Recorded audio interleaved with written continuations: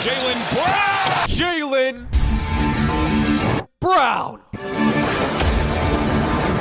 This guy is my MVP against the Oklahoma City Thunder last night. Oh boy, I was turned on all game long. As a die-hard Celtics fan, I have so much pride in this team. From Hugo Gonzalez to Vucevic, who's even injured, to Jaylen Brown, to Jason Tatum for coming back. I am proud to put my foot down, openly call myself a die-hard Celtics fan. And it's hard, especially living in Los Angeles, California. You get ridiculed. If you think I get bullied online in the comments, and people say some mean stuff in these comments, but it's funny. The worst one was someone said, "You're just not interesting." And I was like, wow, that was deep. But nothing's worse when someone throws a fully open Diet Coke at you at a Lakers game because you're wearing a Celtics jersey. And I love it. Bring it on. I love it. B again against the Rook. Finds the cut. That's what sports is about. But watching this game with Jaylen Brown going at SGA, he said it himself. It was a revenge game. It was a statement that Jaylen Brown has officially arrived. Jaylen Brown now has acquired the confidence to say, maybe I am one of the best players in the NBA. Maybe I am top 5. And he fully believed it before everyone else did. Even as a Celtics fan, I still thought, Barrett goes down, might have turned an ankle. He's in a lot of pain. Brown. You know, with Jason Tatum out, the Celtics are going to be okay, but we're not. We're going to be a play-in team. We're going to be an 8th seed. And I'll be the first to admit it. I did not believe in Jaylen Brown. I thought he'd be trying to do too much. I thought he'd lose the ball every other play by just dribbling, losing it with his left hand. No, he has acquired the last Infinity Stone, the Confidence Stone. You saw this entire game. He was going at SGA. He was going at every scrappy OKC defender. And may I add, I'm not an OKC hater. You know what? As much as I have to hate them. I only hate Chet Holmgren. I only hate him. But I respect everyone else. But it is funny that I read a couple comments. Sees a lane. All the way. A little jelly for Jaylen. And some commentators were talking about this, saying OKC plays the scrappiest, like, pressure fouling defense, yet SGA gets all these calls. And there was some calls. There was this famous call last night in the game of SGA, going for a shot, and Derek White didn't even touch him. Derek White didn't even go near him, and they called a foul. And you look at the replay, he didn't even scrape him. He just made eye contact. And I guess if you make weird eye contact, and I guess my really far apart eyes that guys love to talk about, I guess if I looked at him, it would be a foul too. But that's another thing. Okay, that's another thing. But was last night's game not would you not want to see that in the finals?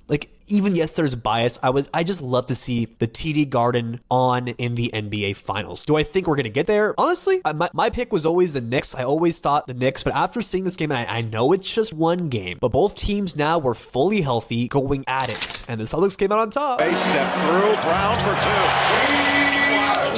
I'm not saying we're going to beat them in a 7-game series. I'm not saying that. But what's stopping us? What makes them so much better than us? Maybe SGA is the best player on the courts, but Jason Tatum and Jaylen Brown and Derek White are also NBA champions. Peyton Pritchard too, but let's just look at the little duo comparison here. Tatum and Brown, NBA champions. Top tier, top of the tier players. Yeah, Tatum has an Achilles injury. He's not the exact same, but his name is still Jason Tatum. He's still the same exact person, the same DNA. Jalen Williams and SGA are also top tier. And sure, they could be the better duo right now. Sure, but there's not a huge gap here. The Celtics should never go into this, and people should never look at this as, the Thunder are huge favorites. The game. On the turnaround, Jaylen Brown gets it to right.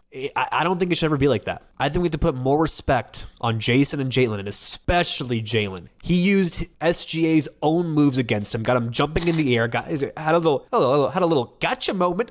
Nice, Jaylen. Love you. I'd give you a fat, juicy kiss right now because I did make $17 on the game. I bet on the Celtics, which I normally don't do because I get scared. I bet $17, made some cash, and guess what I spent it on? Yeah, nice little Diet Coke and 2 cups of coffee from my favorite place called Black Dot Coffee. Fire Vietnamese coffee, by the way. Got me amped for this video. So they treated me right. So Jaylen, you're my MVP. This game really solidified it for me. This really made it come true. I love you, Jaylen. Jamal Murray. It was a Murray flurry. What a sick phrase, by the way. Whoever came up with that is an absolute genius-saurus Rex. The man had 53. And you know why I love Jamal Murray? I love him because as good I mean, Nikola Jokic deserves all the praise. The dude is an absolute unselfish, but can be selfish if he needs to be, but doesn't want to be. Nikola Jokic is one of the best centers ever, period, of all time. One of the best.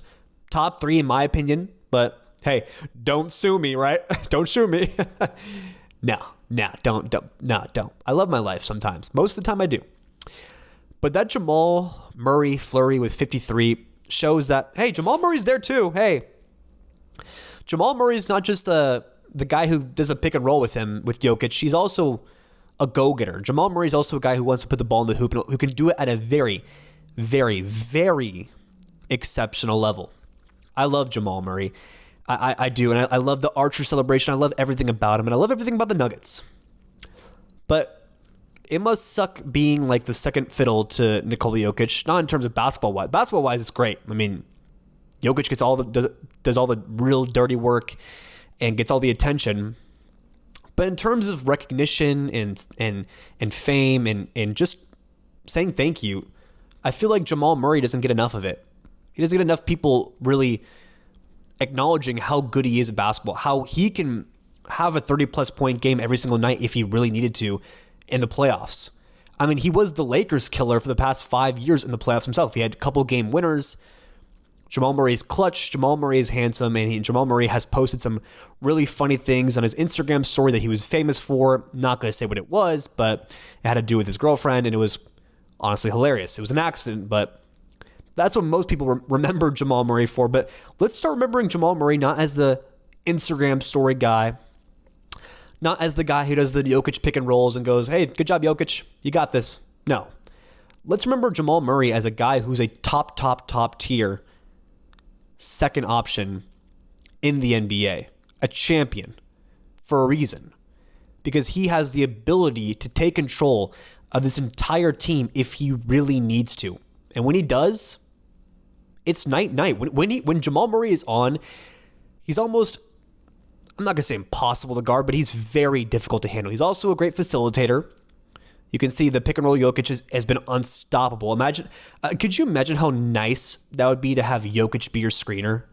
Like, it would be, I'd be living sunshine and rainbows. It would be like, you know, like when you pick up you're playing pickup basketball and this is a really big kid, maybe like a bit thicker, wise, but big.